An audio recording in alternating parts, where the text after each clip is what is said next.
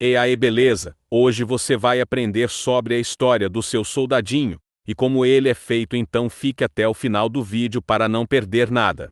A fabricação de soldadinhos de plástico, ou Army Man, geralmente envolve moldagem por injeção de plástico, como ABS ou PVC. O processo começa com a preparação da matéria-prima plástica, que é aquecida e injetada em um molde que define a forma do soldadinho. O molde é então resfriado, a peça é retirada e pode ser pintada ou embalada.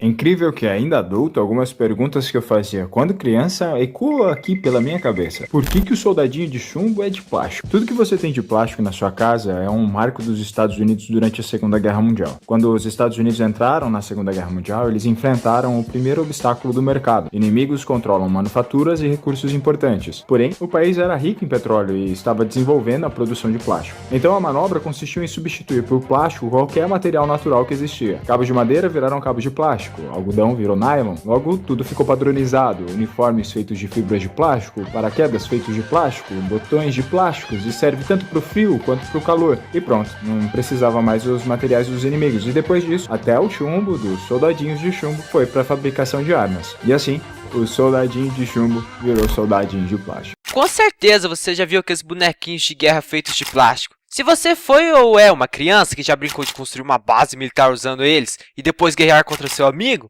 você foi feliz! Esses soldadinhos tiveram seu começo em 1938 pela empresa norte-americana Bergen Toy Innovative Company. Os primeiros modelos eram feitos de chumbo. No mesmo ano de 1938, o escritor dinamarquês Hans Christian Andersen publicou o conto O Soldadinho de Chumbo e a Bailarina, que conta a história de um bonequinho que não tinha uma perna e se apaixonou por uma boneca bailarina. Outro autor também publicou O Patinho Feio e a Pequena Sereia. Esses três contos são clássicos das histórias infantis. Em 1942, os soldadinhos passaram a ser feitos de plásticos, pintados de uma cor metálica, pois o chumbo que era o material deles é um metal tóxico, que prejudica a saúde e por curiosidade. Se você estiver percebendo que está ficando menos inteligente, vai para o hospital. Isso é sintoma de intoxicação do chumbo. No fim da Segunda Guerra Mundial, em 1945, várias empresas de brinquedos já estavam produzindo seus próprios soldadinhos. Para diminuir o custo de produção, as empresas passaram a fabricar só em plástico, sem pintura. Eles produziam na cor verde, pois o verde era a cor do uniforme dos soldados americanos, e eles se popularizaram muito com a vitória dos aliados, e quando ele fazia parte da Segunda Guerra Mundial.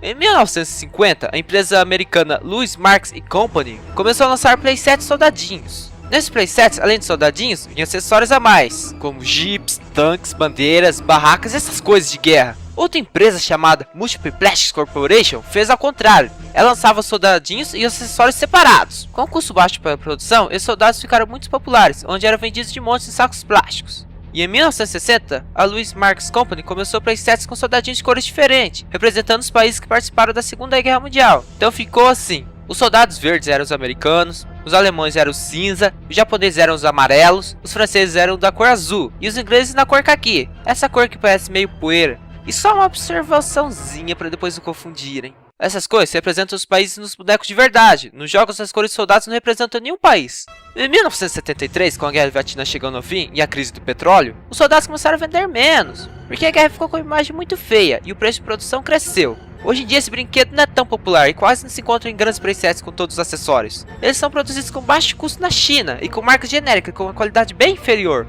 E a empresa Edge Sports está tentando inovar, tirando o uniforme dos soldados dos bonequinhos e os transformando em skatistas. Porque atualmente a guerra é ruim. Na verdade, guerra sempre foi algo ruim. Agora eu acho que isso merece um like.